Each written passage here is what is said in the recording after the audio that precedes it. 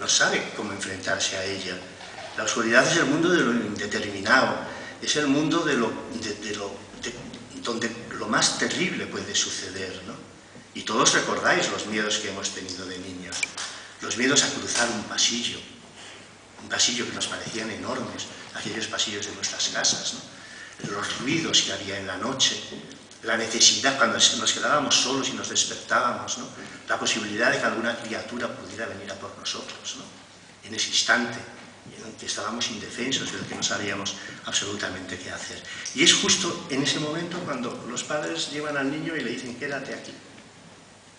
Claro, y ese es el momento fundacional, ¿no?, de la literatura, porque es en ese momento el padre o la madre llevan a ese niño y antes de marcharse se sientan al lado en la cama.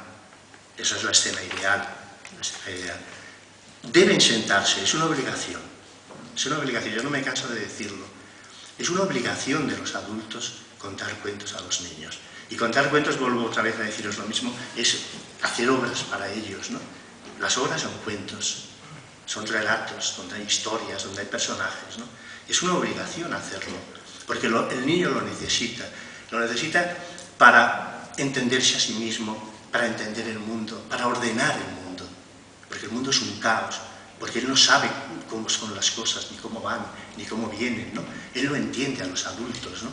Entonces necesita historias que le permitan ordenar el mundo y que le enseñen de alguna manera a vivir, ¿no? Decía Natalia Ginzburg, esta gran autora italiana, que deberíamos a los niños enseñar las grandes virtudes en vez de las pequeñas virtudes. Y decía, en vez del ahorro, hablarles a los niños del ahorro, qué tontería. En vez del ahorro, la generosidad. En vez de la prudencia, el coraje. En vez del éxito, el deseo del éxito, el deseo de ser y saber. En vez de la astucia, la franqueza y el amor por la verdad. En vez de la diplomacia, la abnegación. Esto era lo que Natalia Ginzburg pensaba que debía formar parte de la educación de los niños. Las grandes virtudes. Eso es.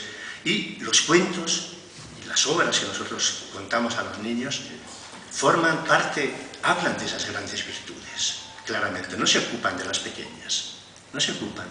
Es decir, un cuento como Jack y las habichuelas mágicas, ese niño que tiene que ir a vender su vaca y que de pronto se encuentra con un anciano que se la cambia por 2 habichuelas, ¿no?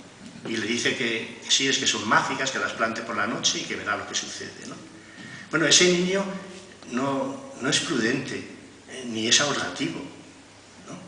Es decir, es todo lo contrario, es decir, es crédulo, es candoroso. Sin candor no hay cuentos. Es decir, el niño, todos los personajes de los cuentos de alguna forma son crédulos, se creen lo que les cuentan. Caperucita se encuentra con el lobo le dice que se vaya por un camino y ella se va tan contenta por ese camino, ¿no? Entonces, pero claro, el cuento, ¿qué es lo que te dice? ¿O qué es lo que le dice al niño? Que si eres así, todo eso tiene su recompensa después.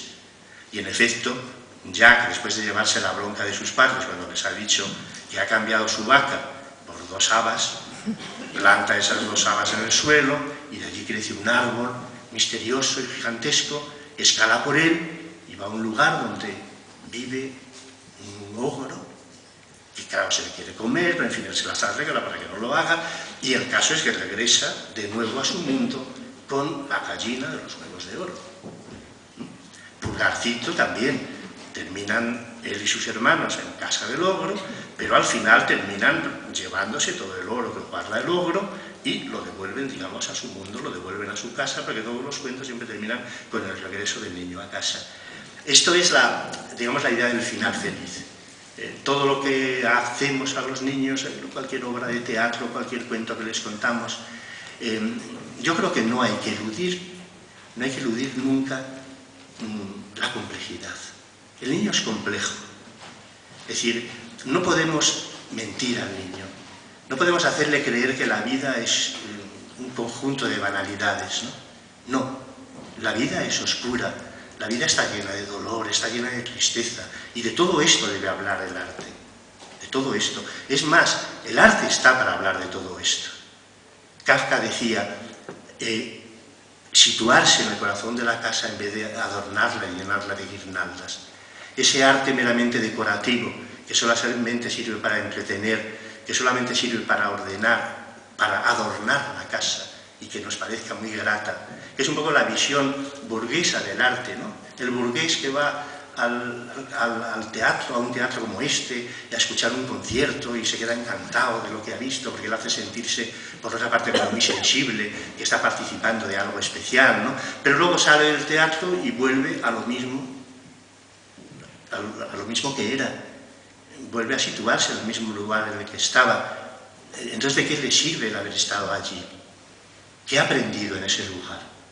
¿Qué ha aprendido de sí mismo? ¿Qué ha aprendido de los demás? ¿Qué ha aprendido del mundo? Yo creo que nada.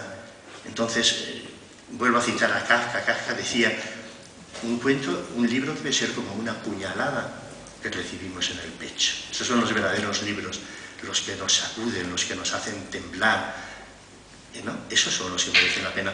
¿Y esto para los niños también podemos decirnos? Pues sí, claro que sí.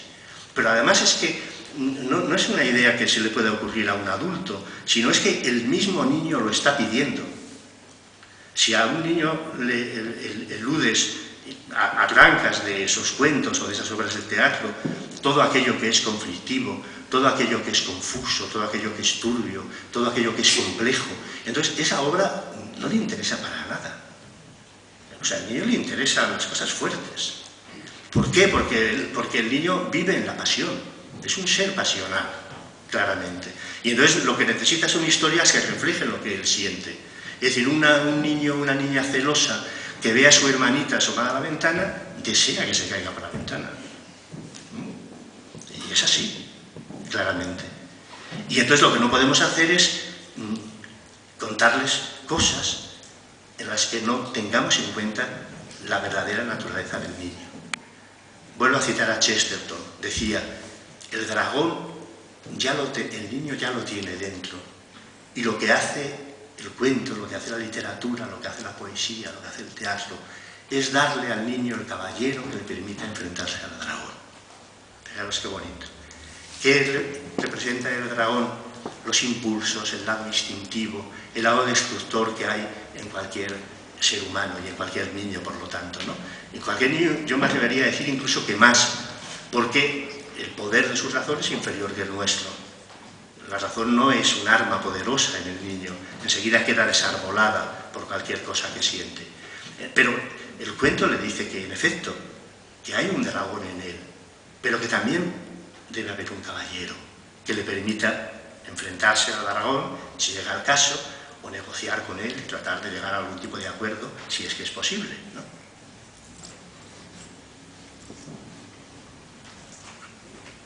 Bien.